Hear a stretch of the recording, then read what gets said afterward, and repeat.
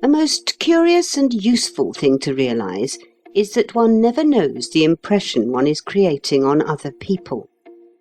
One may often guess pretty accurately whether it is good, bad, or indifferent. Some people render it unnecessary for one to guess, they practically inform one, but that is not what I mean. I mean much more than that. I mean that one has oneself no mental picture corresponding to the mental picture which one's personality leaves in the minds of one's friends. Has it ever struck you that there is a mysterious individual going around, walking the streets, calling at houses for tea, chatting, laughing, grumbling, arguing, and that all your friends know him and have long since added him up and come to a definite conclusion about him, without saying more than a chance cautious word to you? And that person is you. Supposing that you came into a drawing room where you were having tea, do you think you would recognise yourself as an individuality? I think not. You would be apt to say to yourself, as guests do when disturbed in drawing rooms by other guests, "Who's this chap? Seems rather queer. I hope he won't be a bore." And your first telling would be slightly hostile. Why, even when you meet yourself in an unsuspected mirror in the very clothes that you have put on that very day and that you know by heart, you are almost always shocked by the realization that you are you. And now and then, when you have gone to the glass to arrange your hair in the full sobriety of early morning, have you not looked on an absolute stranger? And has not that stranger piqued your curiosity? And if it is thus with precise external details of form, colour, and movement, what may it not be with the vague, complex effect of the mental and moral individuality? A man honestly tries to make a good impression. What is the result? The result merely is that his friends, in the privacy of their minds, set him down as a man who tries to make a good impression. If much depends on the result of a single interview, or a couple of interviews, a man may conceivably force another to accept an impression of himself which he would like to convey. But if the receiver of the impression is to have time at his disposal, then the giver of the impression may just as well sit down and put his hands in his pockets, for nothing that he can do will modify or influence in any way the impression that he will ultimately give. The real impress is in the end given unconsciously, not consciously. And further, it is received unconsciously, not consciously. It depends partly on both persons, and it is immutably fixed beforehand. There can be no final deception. Take the extreme case, that of the mother and her son. One hears that the son hoodwinks his mother. Not he. If he is cruel, neglectful, overbearing, she is perfectly aware of it. He does not deceive her, and she does not deceive herself. I have often thought, if a son could look into a mother's heart, what an eye-opener he would have. "What?" he would cry. "This cold, impartial judgment? This keen vision for my faults, this implacable memory of little slights and injustices and callousnesses committed long ago in the breast of my mother?" Yes, my friend, in the breast of your mother. The only difference between your mother and another person is that she takes you as you are and loves you for what you are. She isn't blind. Do not imagine it. The marvel is, not that people are such bad judges of character, but that they are such good judges, especially of what I may call fundamental character. The wiliest person cannot forever conceal his fundamental character from the simplest.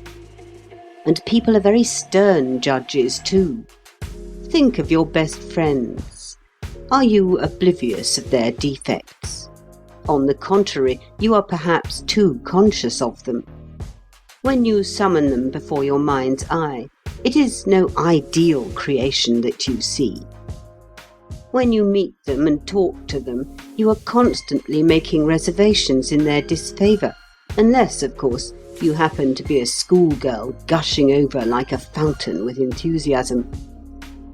It is well, when one is judging a friend, to remember that he is judging you with the same godlike and superior impartiality. It is well to grasp the fact that you are going through life under the scrutiny of a band of acquaintances who are subject to very few illusions about you, whose views of you are, indeed, apt to be harsh and even cruel. Above all, it is advisable to comprehend thoroughly that the things in your individuality which annoy your friends most are the things of which you are completely unconscious. It is not until years have passed that one begins to be able to form a dim idea of what one has looked like to one's friends. At 40, one goes back 10 years, and one says sadly, but with a certain amusement, "I must have been pretty blatant then. I can see how I must have exasperated 'em. And yet I hadn't the faintest notion of it at the time. My intentions were of the best, only I didn't know enough." And one recollects some particularly crude action and kicks oneself. Yes, that is all very well, and the enlightenment which has come with increasing age is exceedingly satisfactory. But you are 40 now. What shall you be saying of yourself at 50? Such reflections foster humility, and they foster also a reluctance, which it is impossible to praise too highly, to tread on other people's toes. A moment ago I used the phrase fundamental character. It is a reminiscence of Stevenson's phrase fundamental decency, and it is the final test by which one judges one's friends. After all, he's a decent fellow. We must be able to use that formula concerning our friends. Kindliness of heart is not the greatest of human qualities, and its general effect on the progress of the world is not entirely beneficent. But it is the greatest of human qualities in friendship. It is the least dispensable quality.